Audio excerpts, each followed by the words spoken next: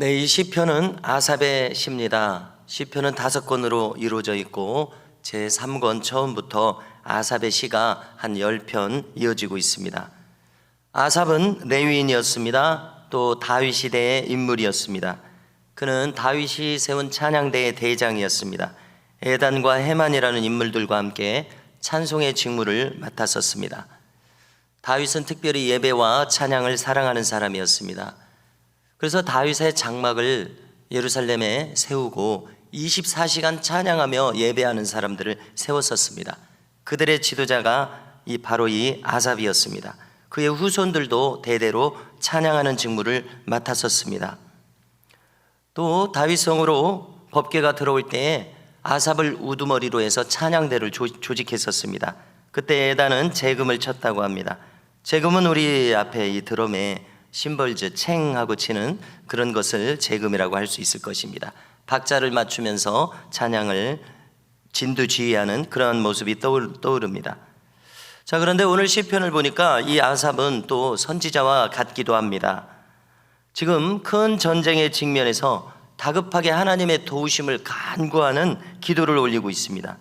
1절에서 그는 다급한 기도를 올리고 있는데요, 하나님이여 침묵하지 마소서, 잠잠하지 마시고 조용하지 마소서, 주의 원수들이 떠들며 주의 미워하는 자들이 머리를 들었나이다 하고 간절히 기도하는 내용을 우리가 들을 수 있습니다. 하나님의 백성들인 이 이스라엘 민족을 치려고 일어난 이 대적들의 기세는 참으로 무서울 정도였습니다. 그들은 어떻게 말하면서 이 전쟁을 벌이냐면은 다시는 이스라엘이 나라를 세우지 못하게 하자, 완전히 이스라엘을 쓸어서 잔멸시키려는 그런 엄청난 계획을 세웠던 것입니다. 이 절체절명의 위기 속에서 아삽은 이처럼 노래하고 있습니다. 기도하고 있습니다. 자, 그들의 이 동맹국들은 이스라엘 주변에 있는 10나라나 되었습니다. 자, 남쪽과 동쪽에 있는 나라들을 보니까 에돔과 이스마엘과 모압과 하갈입니다. 또 그발과 암몬과 아말렉입니다. 서쪽에는 블레셋도 동맹했습니다. 북쪽에는 항만 항구 도시국가인 두로가 동맹했습니다. 그런가 하면은 또 저 동북쪽에 있는 강대국 아수르까지 연합했습니다. 주변 나라들이 연합하고 동맹했을 뿐만 아니라 강대국 아수르까지 연합했으니까 참으로 절체절명의 위기로 느껴집니다. 주변의 모든 나라가 이스라엘을 대적하고 일어섰습니다. 그런데 성도 여러분, 우리가 기억하는 것은 잘 아시듯이 다윗과 솔로몬 시대에 이스라엘은 가장 넓은 영토를 이룹니다. 우리가 광개토 대왕을 고구려의 그 왕을 기억하고 있는데요, 바로 이 다윗과 솔로몬의 시대에 그런 넓은 영토를 이뤘던 것입니다. 자, 이것은 무엇입니까? 하나님께서는 닥친 엄청난 위기를 오히려 역전시켜서 기회로 삼게 하신 것을 확인하게 됩니다. 위기가 클수록 역설적으로 기회도 컸었습니다. 자, 우리가 며칠 전부터 찬양을 불렀었는데요, 그 찬양 가사를 보니까 기도를 멈추지 말라고 합니다. 눈앞의 상황이 마음을 눌러도 원망치 말라. 너의 입을 지켜라. 저들은 너의 입을 보고 있다. 바로 역전되리라. 내가 역전시키리라. 우리가 이렇게 찬송한 가사가 오늘 내용에 잘 맞아떨어지는 것 같습니다. 자, 이렇게 생각할 때 우리는 성경 곳곳에서 엄청난 위기가 역전된 이야기로 가득하고 있는 것을 떠올리게 됩니다.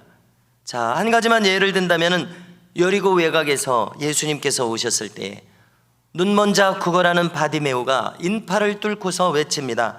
다윗의 자손 예수여, 나를 불쌍히 여기소서. 무리가 시끄럽다고 꾸짖으면서 잠잠하라고 해도 그는 멈추지 않고 부르짖습니다. 나를 불쌍히 여기소서. 그랬을 때 주님께서 그를 오라고 하셔서 뭐라고 하십니까? 내가 무엇을 해주기를 원하느냐? 주여 보기를 원하나이다. 보라, 내 믿음이 너를 구원하였노라. 그의 눈이 떠집니다. 그의 위기의 인생이 역전되는 것을 보게 됩니다. 오늘 이 시인 아삽도 가만히 있지 않습니다. 위기가 크고 절체절명인 이 상황일수록 그는 간절히 기도합니다. 두 손을 놓고 넋을 잃고 망연자실해 있는 것이 아니라, 발만 동동 구르고 있는 것이 아니라 하나님 앞에 나가서 그대로 고합니다. 나에게 일어난 이 모든 일을 그대로 하나님께 다 아뢰었습니다. 이 10나라의 이름을 다 대면서 답답함을 토로했습니다. 그러자 그는 기도 속에서 역사 속에서 이 나라를 구원하신 하나님을 떠올릴 수가 있었습니다. 지난 사사시대에 주신 큰 승리들을 떠올리면서 기도합니다. 그와 같은 일이 오늘도 다시 일어나기를 기도하는 것입니다. 9절에 보니까 사사 기드온을 통해서 미디안을 물리쳤었습니다.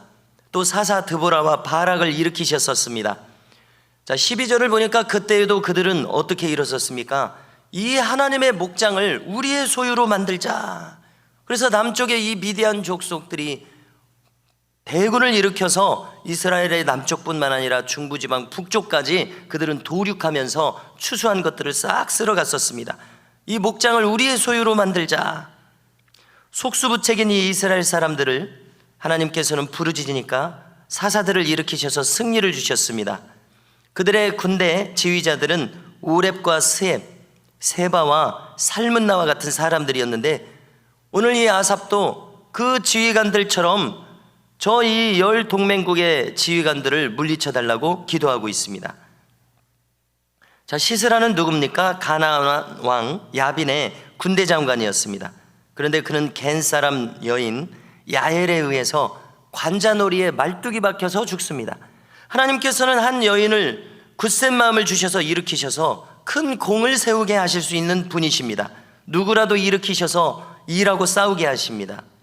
자, 우리가 엘리사 선지자를 기억해 보면은요, 그는 자기의 스승 엘리야를 보고 이렇게 말합니다. 이스라엘의 군대와 마병이여, 이렇게 부릅니다. 단 한 사람 엘리야가 하나님의 손에 붙들리니까 엘리사가 보니까 그는 그 한 사람이 아니라 이스라엘의 군대와 마병이여, 그 한 사람이 군대의 역할을 한다는 것입니다. 이스라엘을 이기게 하는 역할을 한다는 것입니다. 이렇게 봤습니다. 한 사람 때문에 전쟁의 판도가 달라지기 때문에 그렇습니다. 성경 곳곳에서 하나님께서는 천군 천사를 보내사 전세를 역전시키게 하십니다. 그러므로 이 전쟁은 막강한 군사력에 달려서 좌우되는 것이 아니라 하나님의 손에 달려있구나, 이것을 절실히 깨닫게 됩니다.